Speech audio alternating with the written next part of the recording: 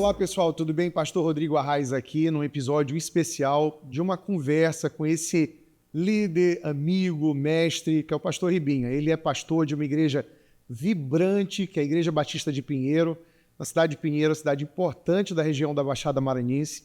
É um dos pregadores que eu gosto de ouvir, porque ele tem uma ênfase muito forte no verdadeiro evangelho de Jesus, e eu tenho ouvido ele por muitos anos.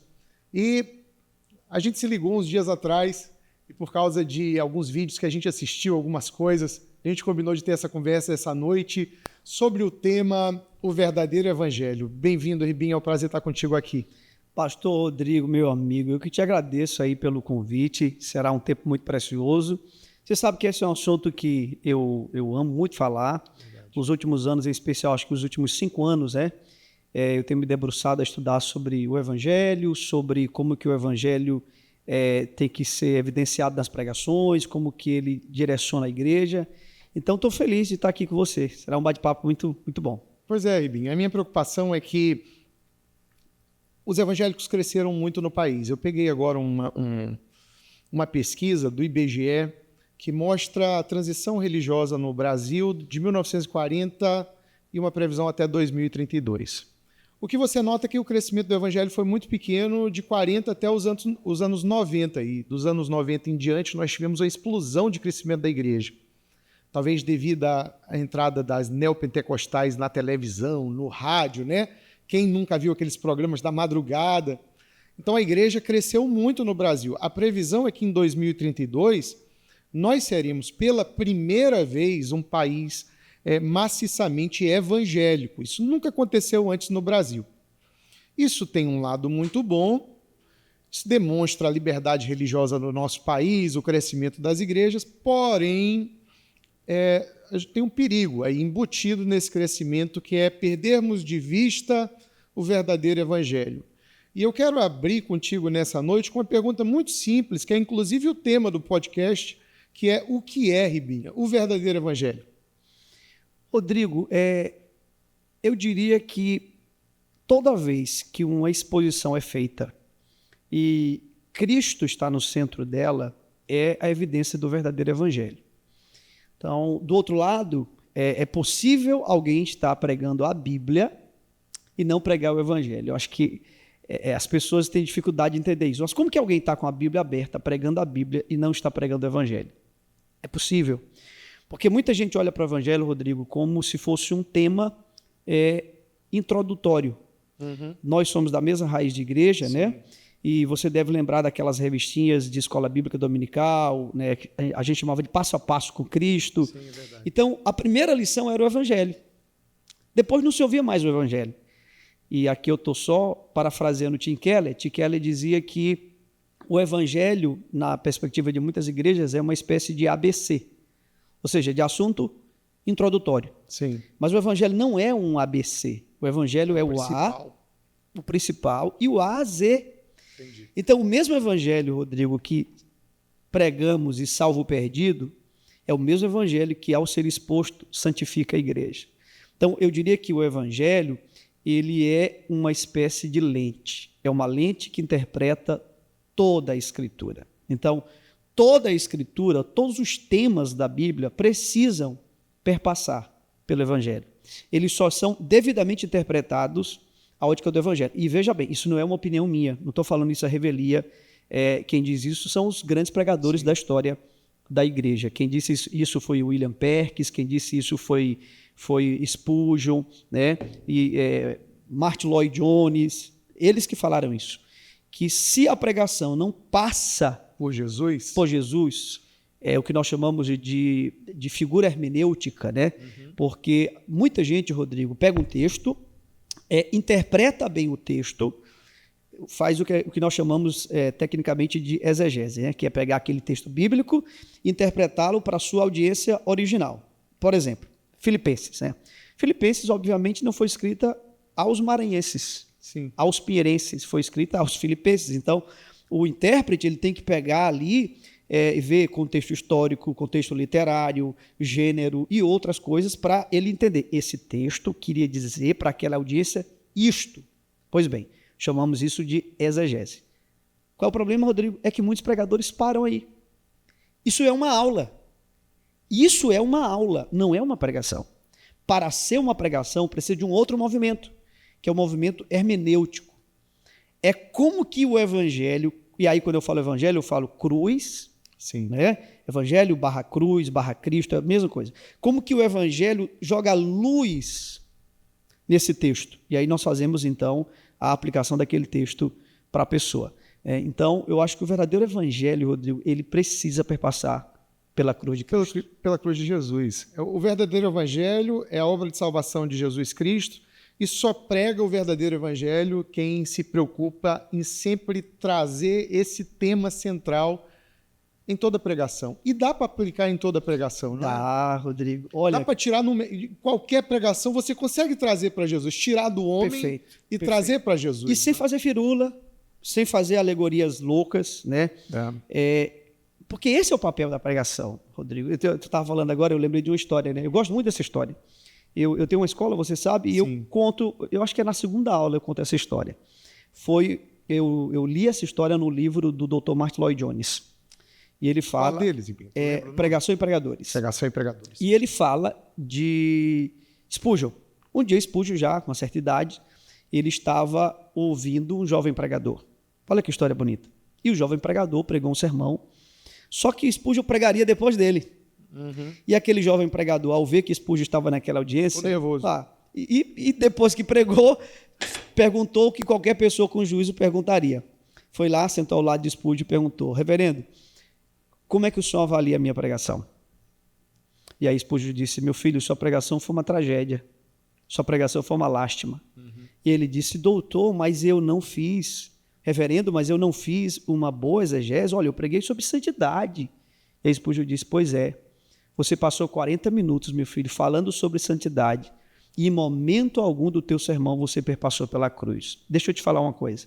Assim como em toda a Inglaterra não há uma rua, um beco, um canto, uma viela, que dela não tenha uma estrada para Londres, assim é nas Escrituras. Não há uma história, uma narrativa, uma poesia, não há um texto sequer que dele não tenha uma estrada para a cruz. E o papel do pregador não é outro, senão perguntar ao Espírito Santo qual é a estrada desse texto que leva para a cruz. Rodrigo, espetacular, é isso mesmo. Mudou a minha vida quando eu li isso. É isso mesmo. E o que a gente vê hoje é que existe um evangelho de Cristo, que é essa pregação do verdadeiro evangelho que traz as pessoas para a graça, para a fé, inevitavelmente para a transformação pelo Espírito Santo, porque se você está pregando sobre a cruz e sobre a necessidade de arrependimento, isso vai gerar transformação.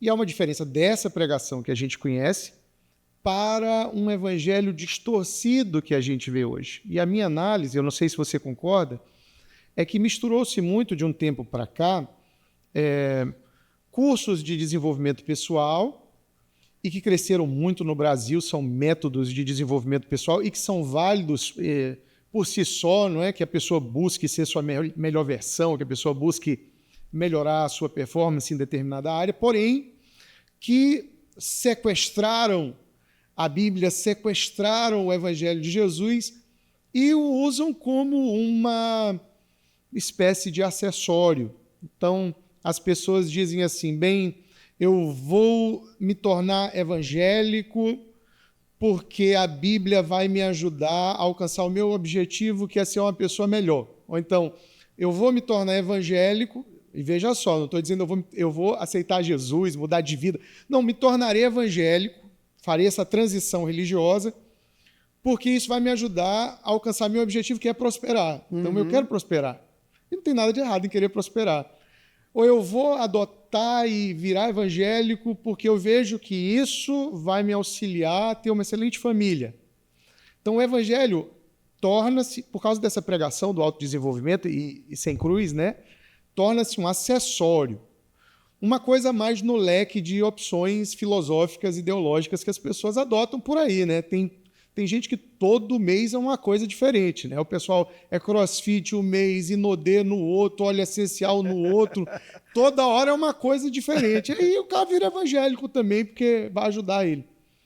E para mim, essa é a diferença principal do evangelho de Cristo Jesus, pregado tendo a cruz sempre à frente, de um evangelho distorcido que está baseado em experiência pessoal, ideologia, ou muitas vezes enfatizando prosperidade ou outra coisa acima da mensagem de Jesus, o Cristo, o Filho de Deus, o ungido de Deus, né? O eterno, aquele que, uma vez que a gente entra em contato com ele, deveria ser o suficiente para que a gente abandonasse tudo. Verdade, meu amigo. Em troca dele, né? Como é que tu vê isso, Ebinho? É isso mesmo ou eu estou ficando louco? Não, você está certo da tua avaliação, Rodrigo. É mais ou menos assim, é como se Deus ele fosse grande, poderoso, ele é poderoso o suficiente para realizar meus sonhos, mas ele não está tão perto o suficiente para se preocupar como que eu vivo. Perfeito. Não há preocupação de transformação nenhuma. É um Deus que morreu pelos teus sonhos.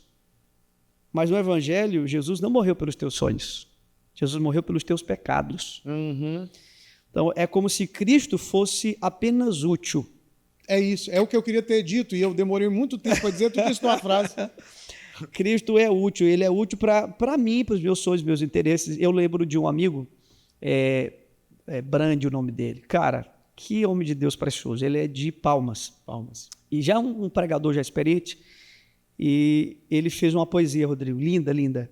Ele teve uma experiência também com o Evangelho. Eu tive o privilégio de tê-lo comigo na escola de pregadores. Acho que ele deu aula, Ribinho? Não, ele é aluno da escola, mas já está no 3º ano, né? Ele ama a escola. E ele fez um poema. Eu não vou lembrar com precisão do poema, mas pelo menos um trecho eu consigo lembrar. O título do poema dele era O Cristo que eu não conhecia. Ele disse assim: falaram para mim de um Cristo que tinha mãos. Só tinha mãos. Mãos para me dar, mãos para me abençoar, mãos para realizar meus desejos e sonhos, eu diria até os meus caprichos. Uhum. Só que aí eu conheci um outro Cristo. Na verdade, não é um outro, é o único Cristo que existe, o Cristo do Evangelho.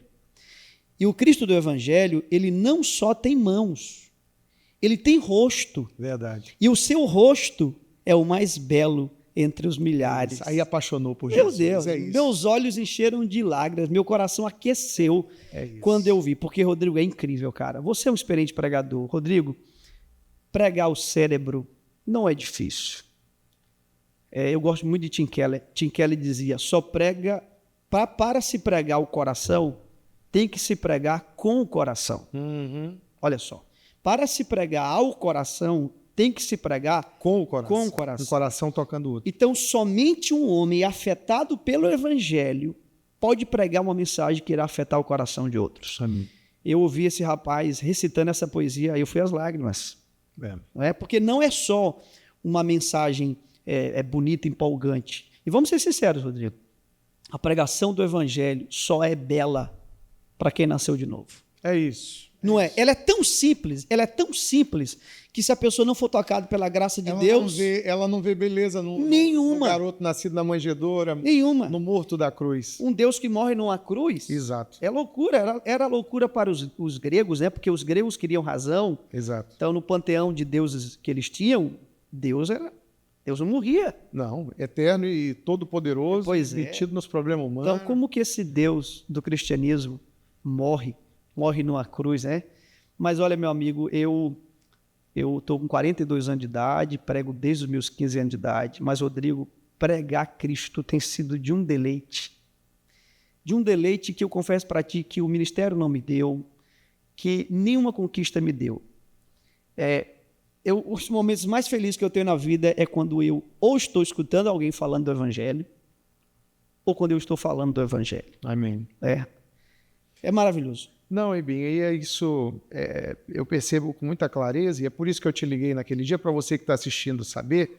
Eu estava na internet um dia, e aí eu vi determinado vídeo que me causou uma chateação muito grande. E aí eu liguei para ele, liguei para o pastor Ribinho e disse, meu amigo, você viu esse determinado vídeo? Ele disse, vi. Ele disse, eu estou aqui chateado sozinho, não sei nem se eu devia estar. Ele disse, vamos gravar um podcast nós dois, falando dessa coisa que é fundamental, que é até básica, é essencial, e que pode passar despercebido das pessoas. Eu acho que alguém só converte de verdade, Ribinha, quando faz essa virada. É verdade. De deixar de ver Jesus como útil. É verdade. Um caminho para, e passa a ver Jesus como um fim em si mesmo. E diz assim, rapaz, hoje já não mais importa. Se eu vou prosperar, não importa. Prosperar ou não. Se eu vou ter saúde ou não. Se eu vou realizar meus sonhos ou não. Eu estou fechado com Cristo Jesus até o fim e acabou. Eu acho que aí é um novo nascimento. É isso. A pessoa diz assim, não tenho mais nenhuma outra saída. Não. Acabou, eu tô escravo de orelha furada, acabou para mim, não há outro caminho, não há outra hipótese, outra opção de vida. Eu sou dele, Cantares, eu sou do meu amado, o meu amado é meu e acabou, estou fechado com Jesus. Perfeito. Porque quem é seduzido por essas pregações deturpadas do Evangelho, que prometem riqueza, que prometem um monte de coisa, na primeira dificuldade, na primeira decepção dentro da igreja, no primeiro quebrar de empresa, no primeiro prejuízo em casa, de menino doente, de qualquer coisa que seja, ele pula do barco. Ele disse, não foi isso que me prometeram. É verdade. E não foi mesmo. Quem prometeu estava mentindo. Perfeito. Jesus não estava prometendo isso. Perfeito. Ele estava prometendo vida eterna. Prometeram em nome de Cristo que ele nunca prometeu. Porque ele não estava prometendo. Rodrigo, me veio aqui à mente agora também duas histórias que eu sei que você gosta muito, das Crônicas de Nárnia, né? Para ilustrar como que o Evangelho, ele tanto tem o poder de salvar, como ele tem o poder de santificar a igreja. Então, eu lembro um dia que eu fui pregar numa igreja, e aí preguei uma mensagem para líderes, e um líder da igreja chegou para mim e disse, pastor Ribinha, que mensagem preciosa, né? Uma bênção. Mas que pena que eu não tinha visitantes na igreja. Aí eu disse, fiquei ouvindo, né? Aí ele disse, o pastor da igreja que te convidou esqueceu de te dizer que o evento era para líderes.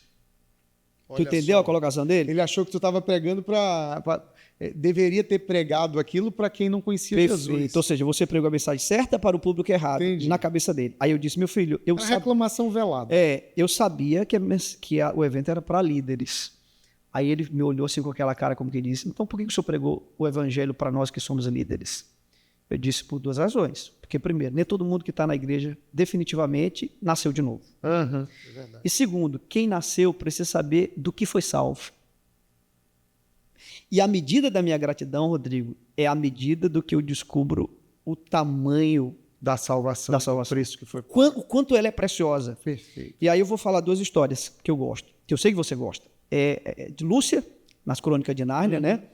Tem uma cena que Lúcia, ela fica um tempo sem ver Aslan. E aí ela reencontra Aslan. É uma cena linda. E ela abraça Aslan, beija Aslan, e ela percebe que Aslan está grande. Não é da última vez que ela o viu, ele era um leão pequeno. Sim. Agora ele estava um leão grande, né? Bonito. E aí ela percebe, se afasta um pouquinho e diz assim, Aslan, você cresceu, você está maior do que da última vez. E aí Aslan diz assim, é que eu sempre fico maior quando vocês amadurecem. Espetacular, né? Cara, o C.S. Lewis, ele tem isso na narrativa infantil, né? Mas à medida que você cresce no conhecimento de Deus, você começa a ter consciência da riqueza. Rodrigo, se não for isso, não faz sentido a igreja. Verdade. A igreja, e com todo respeito às outras religiões, ela é igual, então, igual. O elemento que diferencia o cristianismo, e a gente precisa ser honesto aqui, existe sim o elemento que distingue o cristianismo, e é esse. Claro. Eu tenho um grande amigo que ele me ensinou isso. Ele disse que é como uma espiral, né? Cristo. Aí no outro domingo é assim, ó. Cristo. Subiu mais. Cristo. É sempre um encanto diante do Cristo. A eternidade toda nós iremos passar deslumbrado, encantado com a pessoa de Cristo. É isso. Mas o mesmo evangelho que faz o cristão se encantar, aí eu vou usar um outro exemplo que eu gosto, que é da Gil. Eu acho que é no livro Cadeira de Prata, né? Uhum. O segundo capítulo do livro Cadeira de Prata é a missão de Gil, que é uma jovenzinha, ela é amiga do Eustáquio e ela se perde na floresta. Mas ela ouviu falar, ela ouviu falar de Aslan, que é a figura de Cristo. E aí ela está na floresta e ela está com muito medo, mas ela está com muita sede. Olha que beleza, Rodrigo. Ela está com sede, com anseio. E aí ela diz que o cheiro das águas já era o suficiente para gerar nela um prazer. Até que ela se depara com um rio. Só que quando ela chega perto desse rio, quem está ao lado do rio, em cima de uma pedra? Aslan, que é o leão. E ela fica com medo. Ela fica com medo de se aproximar dele. Para mim, essa é a figura de conversão. Sim. O primeiro exemplo é a figura do crente se santificando, claro. Ok? Agora eu vou te dar a figura de conversão. Aí ela olha a Aslan e fica com medo. E ela vai ali, né? Ela quer se aproximar para saciar a sua sede, mas está com medo do que pode acontecer. E ela pergunta assim para ele: você me promete que não vai acontecer nada comigo se eu chegar perto dessas águas? Sabe o que ele diz? Eu não prometo nada. Mas venha e beba. E ela vai se aproximando e ela diz assim: mas me tira uma dúvida, você não come meninas, não é? E ele diz: como? Eu como meninas, meninos, eu como homens, reis, imperadores, cidades, reinos, tudo. E ela disse: então eu vou embora daqui, eu vou procurar um outro rio. E quando ela vira as costas, Aslan diz: não há outro rio. Rodrigo, esse é o homem antes de converter. Essa luta, né? Por isso que converter dói. A verdadeira conversão dói. Então, gente, o evangelho não é uma pauta, Rodrigo. O evangelho não é um tema entre os temas. Ele é o tudo. Ele é tudo. Tudo. Todas as mensagens precisam entender que o clímax, pronto, essa é a palavra, o clímax do sermão é o evangelho. Claro, é a chamada para Jesus, é o convite para Jesus. Porque não pode ser só uma lista moral. É como que Cristo em mim, porque veja bem, como é que você descobre que você está sendo um pregador moralista? É se o seu sermão fosse pregado em um outro ambiente. Se funcionaria. Se funcionaria. Sem Jesus. Sem Jesus. Entendi. Tu entendeu? E aí parece até jocoso, né? Mas infelizmente isso aconteceu. E por isso que eu digo, eu conheço pessoas, Rodrigo, que não são pregadores do evangelho, mas eles não são pessoas mal intencionadas. Entendi. Eu diria que eles estão sinceramente equivocados. Por isso que nós não temos que julgar. Nós temos que pedir que a graça de Deus... Nós viemos aqui para julgar essa noite. Não, tô brincando. Eu acho que a gente tem que... Claro que no meio disso tem gente, né? Tem gente ruim. Tem gente ruim. E tem gente equivocada. Equivocada, né? Eu lembro de um amigo meu que chegou para mim um dia, e eu conheço ele, não é um cara mau. Ele é um cara... Gente boa. Gente boa, sinceramente equivocado. Tem salvação por aí. Ele é salvo, eu acredito que sim. Mas ele estava sinceramente equivocado. Amém. Ele chegou para mim um dia e disse assim: Ribinha, me ajuda a montar uma mensagem. Eu já tenho tudo aqui, eu só preciso achar. E ele disse, eu disse, tá bom, o que é que tu precisa de mim? Ele disse, não, eu tenho a mensagem, ela está toda pronta e tá tudo certinho, eu só preciso de um texto. Aí eu pergunto para ele. Ele virou a ordem, né? Eu disse, da onde então tu tirou essa mensagem, meu amigo? Não da Bíblia. Ele disse, eu estava num treinamento, eu vou resguardar o lugar, não tem nada a ver com a igreja, eu estava num treinamento, e nesse treinamento listaram lá 10 atitudes de êxito. E das 10 eu selecionei essas 4 aqui. Cara, cabe muito bem com a igreja. E todas realmente são boas. Dá para fazer num treinamento. Não boas lições. pregação, né? Só que pobreza, Rodrigo. Isto é uma pobreza. Eu te diria que uma mensagem dessa nunca penetra o coração de um homem. No máximo ela chega ao cérebro. E aí vira religião, né? Que é a reflexão que a gente faz. Se a gente monta agora no Brasil uma estrutura de igrejas focadas numa pregação de autodesenvolvimento e performance pessoal, cujo evangelho ali é um elemento que compõe tudo, e as pessoas adotam isso porque ajuda elas, porém, esse tipo de pregação não tem poder para mudar a vida delas. Você acaba gerando um monte de crente que está domingo na igreja e segunda no carnaval. Ou uma igreja cujas pesquisas demonstram que o número de divórcios não é diferente entre o crente e o descrente, é o mesmo número de divórcio. Quer dizer, as taxas de divórcio entre o público evangélico é a mesma do que daqueles que não são. Porque parece que esse evangelho que é pregado, e como tu falou aí brilhantemente, que poderia ser pregado em outro ambiente, sem Jesus, que teria o mesmo efeito, esse evangelho ele não tem poder de Deus. Ele não traz as pessoas para o arrependimento necessário, para que elas abracem a obra da cruz e tenham o auxílio do Espírito Santo para a sua mudança de vida. Então, não nasce de novo. Perfeito. Aí, a gente está falando realmente de transição religiosa, mas não está falando de novo nascimento, de relacionamento com Deus, de vida com Deus.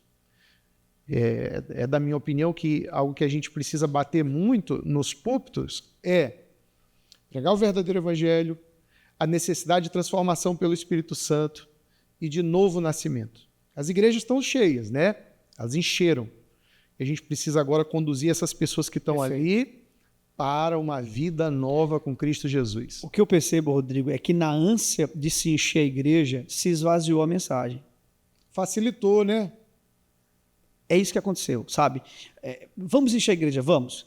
E aí se esvaziou. A mensagem ficou muito rasa. As pessoas hoje, Rodrigo, ela dificilmente tu vai ver um crente que vai saber lidar com uma perda. Ah, meu irmão. Uma perda. Quer até bater no pastor. Eu tenho um amigo que ele me contou a história e me impactou muito. Ele tem na igreja dele um ancião, um cara muito experiente, um homem de Deus. E toda vez que esse pastor leva pregadores, ele senta na semana seguinte com esse irmão e conversa com ele e pergunta. E ele fez uma conferência e levou 2 pregadores. E ele sentou com esse irmão na semana e perguntou, e aí, o que tu achou das mensagens? E aí ele disse, olha, boas mensagens, né? São homens de Deus. Eu vi que a igreja gostou mais do primeiro, empolgante, a mensagem dele, a igreja respondeu melhor. Eu, particularmente, gostei muito do segundo pregador. Aí esse amigo meu, que é o Ricardo, disse assim, perguntou assim para ele, mas por que você gostou? Eles, porque se eu perdesse um filho naquela semana, a mensagem do primeiro não resolvia. Não era um pântano, né? Era uma areia. Agora a mensagem do segundo era uma rocha. Tem substância. Então esse é o evangelho. Agora como, não é, Rodrigo? Numa época onde... É muito rápido. É a época do TikTok. E se diz que se você é crente, você está blindado, nenhum mal pode te acontecer, você está no pódio, né? Quem te viu passar na prova e não te ajudou, eu não queria cantar, mas tu cantou. Vai te ver.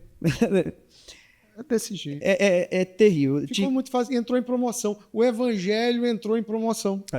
E não que já não estivesse, porque é a graça de Deus. E aí, eu quero dizer... E aí eu quero dar uma mensagem, me permita dar essa mensagem, claro. Né? Eu quero dar uma mensagem para jovens pregadores, né? Eu queria dar essa mensagem para vocês. Se vocês querem ser populistas, vocês querem popularidade, desistam de serem pregadores do evangelho. Desistam. Porque a mensagem do evangelho nunca foi, não é e nunca será populista. Não. O evangelho nunca estará na Netflix. Nunca. A pregação do evangelho não é populista. Não pode ser simplificada. Não pode. E não é que a gente está dificultando o acesso a Deus, porque a graça ela é uma porta aberta para todos, mas ela vai pedir da gente um compromisso real com essa mensagem. Vai nos custar... Porque, Rodrigo, vai nos custar tudo. O que é mais prazeroso de ouvir? Alguém dizer que tudo vai dar certo na sua vida, né? Que teus sonhos serão realizados. É óbvio que a tendência é de que quem diz isso terá uma multidão em torno de si. Tem um pastor americano, que ele é muito simpático, ele é americano. E Carla morre de rir. E ele só prega vitória. Ele só prega vitória. E ele é sorridente. E ele, rapaz, é bom demais. Tu tá entendendo? E aí, quando eu tô deprimido, eu tô desanimado lá em casa, eu digo pra Carla, eu vou ouvir esse pastor. Aí Carla fica, tu vai ouvir? Eu disse, eu vou demais, porque eu saio animado. E ele diz assim, vai dar certo, meu irmão, esse dinheiro vai chegar. Vai dar certo. A gente lisinha, ele diz, vai dar certo, esse dinheiro vai chegar. Olha, Deus já tá trabalhando aí, tu não tá vendo. Vai dar tudo certo. Meu Deus, Senhor.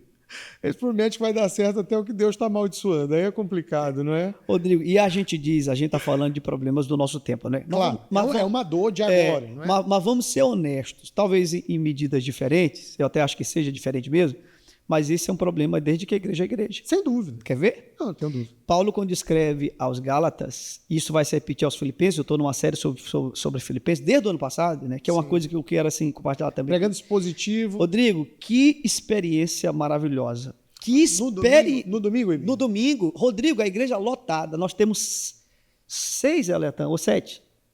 6 cidades, eu garanto, da Baixada, todo domingo vindo ouvir as mensagens positivas. Que é um engano achar que a mensagem positiva ela vai ficar maçante. Pelo contrário, Você enriquece. meu né? Se você Deus, conta é de uma história. beleza. E o que é belo? Porque ninguém vai dizer que tu tá... A famosa pregação de carapuça, né? Sim. Ninguém vai dizer que tu... Tu não tá mandando recado Não, para ninguém. porque tu tá seguindo a sequência dos textos que estão sendo propostos ali pelo escritor. Sim, mas eu estava no raciocínio aqui antes. Qual foi? Me ajuda a voltar aqui. Teu raciocínio era as dores desse momento. Sim, esse é um problema antigo, tão antigo quanto a história da igreja. Tanto em Filipenses como em Gálatas, na carta de Paulo aos Gálatas, ele vai falar sobre o falso evangelho. E olha que interessante, Rodrigo, era o grupo chamado judaizantes, né? Você conhece muito bem. Os judaizantes, eles não negavam Cristo. Eles não negavam o evangelho, eles aceitaram o evangelho. Então qual foi o problema deles? O problema deles foi outro. Foi que eles achavam que o evangelho não era suficiente. Era o evangelho, Mais a lei. mais a circuncisão. Aí, olha o papel do pregador como tem que ser sério. Alguém lê essa passagem e diz assim, Ribinha, circuncisão não tem nada a ver com a gente, pula essa parte, isso aí, né? Calma, o problema não é circuncisão. O problema é o mais. O problema não é circuncisão, é o mais. Qualquer coisa, Rodrigo, que a gente adicione ao evangelho, a gente maculou o evangelho. Sem dúvida. É tanto tirar quanto adicionar. Perfeito, é como se tu deformasse. Eu li Cristianismo Puro e Simples já 4 vezes. E na penúltima vez que eu li foi que eu fui entender uma coisa. Cristianismo puro não é puro de basilar. É puro de não ter aditivos. Sim, sem dúvida. Eu entendi isso o dia que eu fui tomar um café na casa do Eliatan aqui. A esposa dele tem um café lá. Pensa um café. Puro. Certo? O problema é depois que a gente toma esse café puro, que a gente vai querer tomar o nosso... Aí já não gosta mais. Aí, esse é o problema desses café gourmet. Né? Tu tá entendendo? Então, quando você escuta a mensagem do evangelho, ela é pura, ela não tem aditivos. Então, a gente tem falsos pregadores, e olha, Rodrigo, que o que nós estamos fazendo aqui é sério, porque Paulo separou parte de sua carta para falar, e ele chegou a dizer, sabe o que é os Filipenses? Capítulo 3, verso 2. Ele chama eles de cães. E cães ali, não pense no seu pet. Isso. Não pense no seu petzinho. Cães, naquela época, Rodrigo, eram animais selvagens que entravam nas cidades e atacavam pessoas como lobos. Uhum. Né? E eles transmitiam doenças incuráveis. Sim, a raiva. Quando chega no mesmo versículo, ele chama de cães e chama de maus obreiros. Por quê? Porque eles achavam que Cristo não era suficiente. E é uma outra bronca que eu tenho, Rodrigo, porque a gente está numa época da igreja onde Cristo e o Evangelho não bastam. Não. O pessoal quer um negocinho, tem que adicionar um monte de coisa, sabe?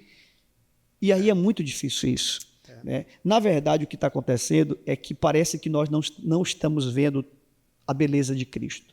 Então, quando a gente não vê essa beleza em Cristo, como é que a gente vai falar isso para a igreja? Por isso que eu digo que o maior problema da igreja hoje, na minha opinião, na minha modesta opinião, eu só tenho 42 anos de idade, mesma idade sua, mas na minha modesta experiência de vida, o maior problema da igreja hoje não estão nos bancos das igrejas, estão nos púlpitos. Não convido as pessoas a conhecer e amar Jesus. Entendeu? Eu disse isso a um amigo, eu fui tomar um café na casa do amigo agora, ele não é crente. E aí nós sentamos, Ribinha, para conversar, uma conversa como essa, e estávamos vendo umas coisas, só nós dois numa mesa assim. E ele é um cara muito inteligente, professor. E aí ele disse, Rodrigo, para mim a religião tem que estar baseada no respeito, todos os caminhos levam a Deus, tudo, uma conversa muito bonita. E eu disse, olha, eu concordo com respeito, eu acho que a gente tem que ser tolerante, eu acho que você encontra beleza e bons conselhos éticos em todas as grandes religiões, mas eu disse para ele, quando você vai comparar, você vai fazer religião comparada, e principalmente quando você vai mergulhar na vida e no ensino de Jesus, o Cristo, você vê que ele é completamente fora da curva. Conhecer Jesus é um caminho sem volta, é apaixonar-se por ele. É verdade. E eu falei aquilo com tanta verdade, porque eu sou alguém que aprendi a amar Jesus e eu tenho Jesus como meu amigo e meu Senhor, que eu me emocionei ali conversando com ele. E a verdade é que na nossa geração que cresceu na igreja, pelo menos naquela época, com as referências que nós tivemos, que eram pregadores e ministros, até itinerantes, com essa ênfase, da disciplina espiritual, Ribinha, de oração e jejum, que a gente tinha muito isso na igreja. É verdade, verdade. Poxa, a gente tem que ter... Você já jejuou? Ah, pastor, não sei o quê. Já jejuou sobre isso? Você já foi orar sobre isso? A gente fazia fim de semana de oração, entrava sexta-feira, saía domingo. Isso é adolescente. Então tinha ênfase em disciplina espiritual, tinha ênfase numa vida de santidade. Tinha uma ênfase no amor e na paixão por Jesus. Inclusive, a conferência de jovens que mais marcou a minha geração, o tema dela foi Paixão por Jesus. Uau. Foi com Gregório McNulty. Uau. Né? Meu Deus. Ele era um cara exageradíssimo. Meu Deus. Ele ia causar um ou outro escândalo hoje em dia. É verdade. Mas ele era um cara, sabe, exagerado no amor dele por Jesus. Mas deixou um legado, deixou uma marca. É verdade. Hoje a gente vê que isso não são temas mais abordados. Não são. E parece que se promete hoje um evangelho, uma vida com Jesus sem dificuldades, baseado em rituais e sem a necessidade de um arrependimento. Pelo menos um arrependimento que gere verdadeira transformação, né? Essa é a minha preocupação hoje. As igrejas estão cheias de pessoas que estão ali no domingo e na segunda-feira, se você for puxar a rede social da pessoa, ela está lá seminua, ela está lá com uma garrafa de uísque, ela está lá vivendo uma vida pública, por que pública? Que está nas redes sociais, que, de acordo com a palavra de Deus, não é com a minha pregação moralizante, mas de acordo com o básico da palavra de Deus, ela não edifica.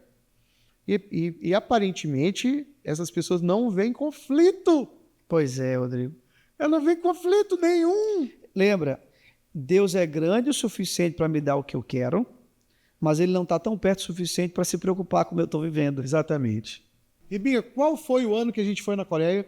2010, meu amigo, 2010. 2010. Nesse tema de oração, nós estivemos na Coreia por 10 dias, em 2010, na igreja Yoido Full Gospel Church, a igreja do David Young Cho. Ficamos hospedados na montanha de oração. E uma coisa que me chamou a atenção lá, porque nós fizemos essa viagem, eu, pastor Ribinha, mais alguns colegas, fomos em 5. E a minha intenção na época, ao montar esse grupo, era ter algum insight, algum pensamento sobre crescimento de igreja. Então eu pensei, nós vamos nos deslocar de São Luís do Maranhão para Seul, para a maior igreja do mundo, uma igreja, na época, de 730 mil membros, para ver alguma coisa de célula ou de crescimento de igreja. E me chamou muita atenção o movimento de oração. As pessoas chegando ali, eu sei que tu lembra, diariamente, cedinho de manhã para orar, os ônibus chegando, os irmãos chegando, os cultos naquele grande templo ali. Eu me lembro que tu teve uma experiência com Deus muito grande. Foi. Eu estava ao teu lado. Eu me lembro que Deus te tocou muito, tu chorou muito. Eu lembro da gente subindo para orar à noite. No cemitério. No cemitério. o Po Yang Cho, né, o David Young Cho, depois mudou de nome. Tem muita gente que acha que são dois pastores. Era Po Yang Cho, depois virou David Young Cho. Ele fez uma espécie de cemitério na montanha, mas não um cemitério como o nosso, cheio de estátuas, um cemitério oriental, né? Só as pedrinhas. E as pessoas, depois que o templo fecha, sobem para orar no escuro lá. Então fica assim, aquele clamor lindo durante demais. a noite. Lindo, lindo. E Deus falou muito comigo ali, Binha, da necessidade das disciplinas espirituais. Crescimento de igreja, impacto da igreja na sociedade, não vem pela diluição da mensagem do evangelho, vem pela pregação do evangelho verdadeiro, combinado com uma vida de disciplina espiritual, de oração, de jejum, de ser bom no básico, não é isso? Exatamente. Spurgeon, príncipe dos pregadores, ele dizia o seguinte: eu prefiro ensinar uma pessoa a orar do que 100 pessoas a pregar. Verdade. Então, olha a importância que esses homens de Deus davam oração. Tem uma história sobre o Po Yang Cho, que perguntaram sobre o que fazer a igreja crescer. Aí ele disse, oração. Aí a pessoa disse, e mais? O que mais? Ele disse, oração. O que mais? Ele disse, oração. Aí, em terceiro lugar, ele falou célula. Mas veja a ênfase que ele deu, né? A vida de oração, as disciplinas básicas da fé. Mas, Rodrigo, é essa busca. Como a gente não vê a suficiência em Cristo, Vai buscar outras coisas. Vai buscar. Aí vai se adicionar, vai se alterar, às vezes, completamente o evangelho, porque tem lugares que a gente vê, Rodrigo, não tem absolutamente... Tem uns que pelo menos ainda tem pontos de contato, mas alguns, Rodrigo, não tem absolutamente nada. E me faz lembrar o Dr. Martin Lloyd Jones, né? Ele dizia, e aí eu vou ter esse cuidado para explicar isso aqui, ele dizia assim, cuidado com os pregadores leigos. Olha só. Por que eu vou explicar? Porque pode ser que alguém escute isso e pense que ele estava falando de pregadores sem formação teológica. Sim. E não é isso que ele está falando. Que ele é elitista, não é? Perfeito. Exato. Então, um pregador leigo não é um pregador que não tem formação teológica, até porque o príncipe dos pregadores, Spurgeon, não tinha formação teológica. O Luciano Subirá é um cara que é um dos grandes pregadores do Brasil, também não tem Não tem, né? teológica. Pronto, aí eu não sabia disso. Então, Rodrigo, o que seria um pregador leigo na perspectiva do Lloyd Jones? Era alguém que não sabia periciar o texto. Perfeito, não tinha cuidado. Não tinha. Rodrigo, meu Deus, olha, tem um texto para mim que ele é gráfico. Gráfico. Marcos 2. Gente, por favor, olha aqui. Esse texto é gráfico. Jesus está numa casa, ok? Então, ele está na casa, ele está na cena. Mas ele não só está na cena, o texto diz que ele está no meio daquela casa. Casa lotada. Lotada, e ele está no meio. Ele está no meio do texto, ele está no meio do ambiente descrito. Desce um paralítico, conduzido por 4 amigos. É um texto narrativo, certo? Eu já vi pregações a partir desse texto, cujo tema foi Destelhando o seu milagre. Eu já vi uma outra que o tema foi oh, meu Jesus... Os 4 amigos do paralítico. Olha, o texto não fala quem eles eram. Então, se não fala, não era importante. Mas esse pregador disse, olha, eu vou dar aqui os nomes para esses 4 amigos. Primeiro amigo do seu milagre, iniciativa. Ah, entendi. Tu entendeu? Fez a aplicação do que pode te levar para o milagre. Aí eu te pergunto, está errado o que ele está dizendo? Está errado porque o texto não está dizendo isso. O texto é narrativo e você não pode fazer dele um texto normativo, não se faz uma norma. Então, Rodrigo, a gente vê hoje muita gente despreparada pegando esses textos e dando a eles uma conotação que não é a conotação. Gente, esse texto, a pessoa consegue falar dele e tirar Jesus da cena. E fala aí, de tudo e não fala de Jesus. que está no centro, e um momento épico ali, um momento central, o ápice daquele texto é quando Jesus não cura aquele homem. Perdoa os pecados dele. Perdoa os pecados dele. Para dizer para nós que mais importante do que aquela cura é a salvação. É a salvação. Gente, está lá. Só leia o texto, pelo amor de Deus. Não é que não possa falar das outras coisas, da iniciativa, mas é que tem que falar de Jesus. Claro, claro. E aprender, Rodrigo, a respeitar. Aquele é um gênero e tem particularidade desse gênero. Por ser um gênero narrativo, você não faz uma norma. Exemplo, dá outro exemplo aqui. Eu vi uma campanha outro dia, A Botija do Milagre, baseado na história de Eliseu. Só que a pessoa esquece... Não, só que a pessoa esquece que isso aconteceu uma única vez, não se replicou, ou seja, você não precisa levar uma botija para ter o seu milagre. A Bíblia está narrando um fato, uma história, e a partir daquela história, existem verdades que a gente precisa entender. Tim Keller dizia o seguinte, 2 erros que um pregador moderno está cometendo. Rodrigo, tu vai amar isso aqui. Primeiro, pregadores estão pregando o texto e não estão pregando Cristo. Tim Keller dizia que isso é um erro. E aí ele conta uma história interessante, que um dia ele perguntou para a esposa dele, né? Meu amor, me avalia como pregador, como é que tu me acha como pregador? E tu sabe, tu tem esposa, quando a gente pergunta para a esposa, aí ferrou. É sincera. Não, toda mulher é sincera, né? E aí ela disse assim, você é um bom professor. E ele ficou muito triste, porque a pergunta não foi essa. Ele disse, mas como assim professor? E ela disse, você tem uma boa didática, a sua pedagogia é boa, você está falando, tu já observou? Todo mundo está escrevendo o que tu está dizendo. E você é um professor. Até o momento que você chega no Cristo no teu sermão. Quando você chega no Cristo, eu não consigo mais anotar nada. Eu só consigo chorar. Inclusive, já que tu está me falando isso, eu estou achando que tu está demorando demais chegar no Cristo na tua mensagem. Porque era o que tocava o coração dela. Tocava o coração dela. Então, o primeiro erro é esse. Mas tem um segundo erro, Rodrigo, que é falar de Cristo sem respeitar as nuances do texto. Então, não é que você vai alegorizar a passagem. Apareceu um fio vermelho. Esse fio vermelho aqui representa o sangue de Jesus. Não, não é isso, calma. o texto fala e ele aponta para Cristo. Posso dar alguns exemplos aqui? Pode. Todos nós somos Jacó. Por quê? Porque todos nós fomos recebidos pelo nosso pai na pele do nosso irmão mais velho. Os grandes pregadores diziam que as histórias da Bíblia, elas não são sobre elas são arquétipos. Sem dúvida. O próprio Jesus disse assim em João 5,39: vocês examinam as Escrituras porque vocês julgam ter nelas as palavras de vida eterna, mas são elas Testificam que de mim testificam. Lucas 24, aquele clássico texto, Jesus caminhando, né, ali com os discípulos no caminho que ia a Emaús. O texto vai dizer que Jesus, a partir de Moisés, os profetas e os salmos, falava o que dele se encontrava em toda, Rodrigo diz lá, em toda a Escritura. Jesus pregando para eles o verdadeiro evangelho. Há 3 domingos atrás, o pastor Eletan, que está aqui com a gente, pregou um sermão sobre Gênesis 41, aquele famoso momento onde José chega no ápice da sua jornada, né? Sim. Vai perdoar os irmãos. Isso e tal. Mas aquele texto lá, todo mundo olha para ele e pensa assim, é sobre Deus exaltando um homem. E não é.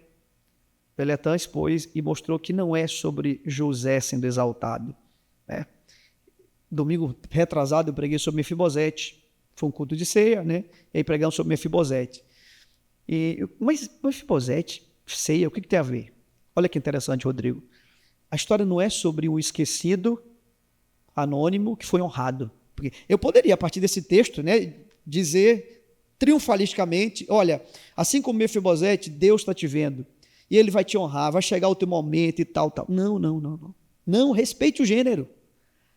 Aquela passagem não é sobre um esquecido sendo notado. É sobre um amor superior.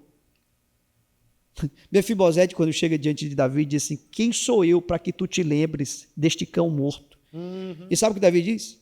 Não é por você não, meu filho. É por causa do teu pai. É pelo amor que eu tenho pelo seu pai. É um amor maior. Então, uma figura, né? Rodrigo, a Bíblia é outra. Da obra de Jesus em nós. Quando Cristo é apresentado assim, é lindo ver a igreja se encantando pela beleza de Jesus.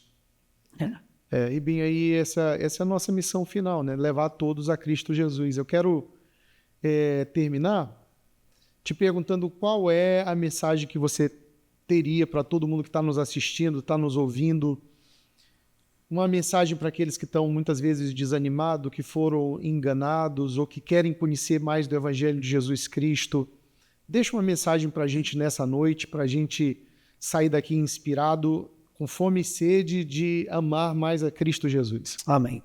Rodrigo, me veio uma história, e eu acho que a partir dessa história eu consigo passar essa mensagem. Eu estava pregando em um lugar, e uma senhora, lembro bem dela, ela veio falar comigo e disse assim, meu filho, você pregou sobre a beleza de Jesus hoje, só que eu não consigo ver beleza nele. Tá. Inclusive, eu estou revoltada com Jesus. Eu estou decepcionada com Jesus. E com muito amor, respeito, até porque aquela senhora tinha idade para ser minha mãe. Sim. Eu olhei para ela e disse, a senhora não está decepcionada com Jesus. Ela disse, eu estou muito decepcionada com Jesus. E eu repeti e disse, a senhora não está decepcionada com Jesus. A senhora está decepcionada com Jesus que a senhora criou.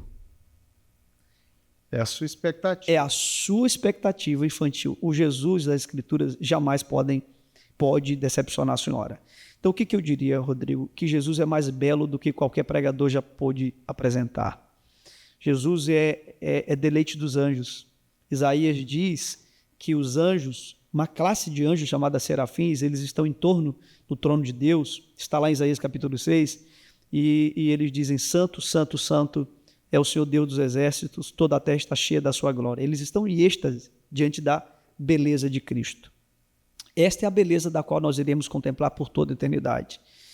Então, se você pudesse somar, quantificar todos os melhores sermões da história da igreja, nenhum deles ainda fracionou o que é toda a beleza de Cristo. Então, Cristo é mais belo do que qualquer pregador já pôde te apresentar e Ele ama você. Ele ama você e Ele quer te incluir na história da redenção. Então, a mensagem que eu deixo para você é busque essa beleza, porque o céu é sobre isso. O céu não é o escape do inferno. O céu é para quem viu beleza em Cristo. E ele é o mais belo entre os milhares. O Cristo do Evangelho, ele não é só útil. Ele pode curar você, ele pode restaurar seu casamento, ele pode fazer tudo. Mas acredite, o Cristo do Evangelho, ele é belo, ele é suficiente. E aí, eu gosto de histórias. A gente tem mais um minutinho para contar uma história que eu amo. Eu amo essa história. História de Santo Agostinho. De São Tomás de Aquino. São Tomás de Aquino, que escreveu a Suma Teológica. Dizem que a Suma Teológica, Rodrigo, é o livro mais denso, é o texto mais profundo que o ser humano... Brilhante, né?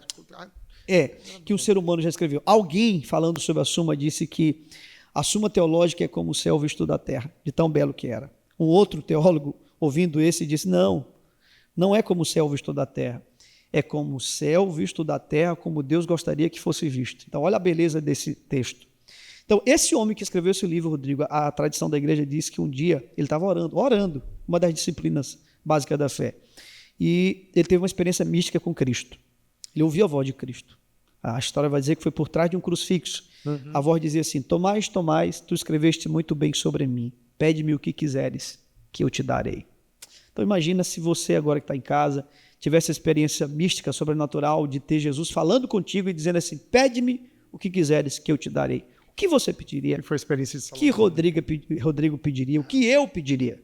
Sinceramente, eu não sei o que o Rodrigo pediria, não sei o que eu pediria, eu sei o que eu gostaria de pedir.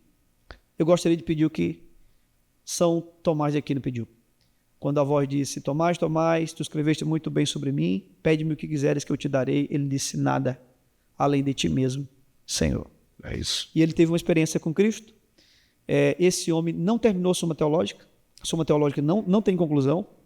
E um dia perguntaram para ele, e a Suma? Ele disse, tudo que eu escrevi, comparado com quem eu vi, é palha. Não chega. Palha. Então a mensagem que eu tenho para dar para você é, Cristo é belo, ele é lindo, ele é maravilhoso, ele de fato é tudo que você precisa, ele é tudo que você pode ter de verdade, né? Tudo que você pode ter de verdade é Cristo. Amém, Ribinha.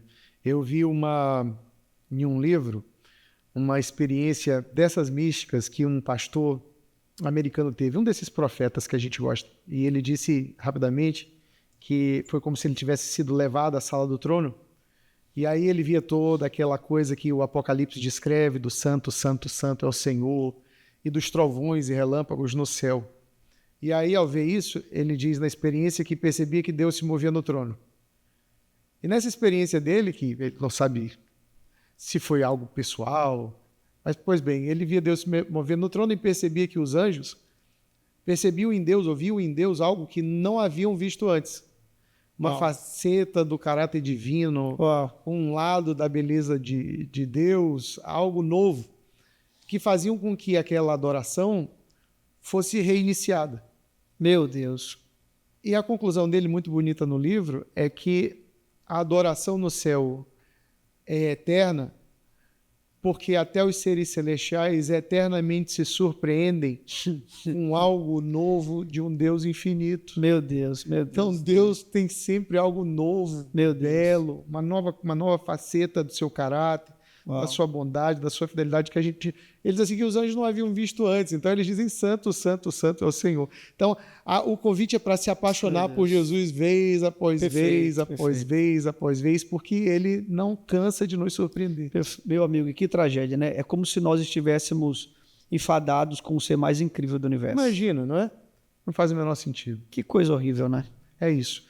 Ribinho, eu te agradeço muito você ter tirado o seu tempo para estar comigo nessa noite, nessa conversa informal entre amigos. Um prazer. Eu espero que você que está nos assistindo aí no YouTube seja muito abençoado. Esse não é um podcast que eu vou fazer toda semana, mas de vez em quando a gente vai estar gravando, quando tiver gente interessante, gente abençoada como o pastor Ribinha, ou mesmo só eu mesmo, de repente, para conversar de algo que eu sinta que vale a pena compartilhar. Deus abençoe você e até a próxima.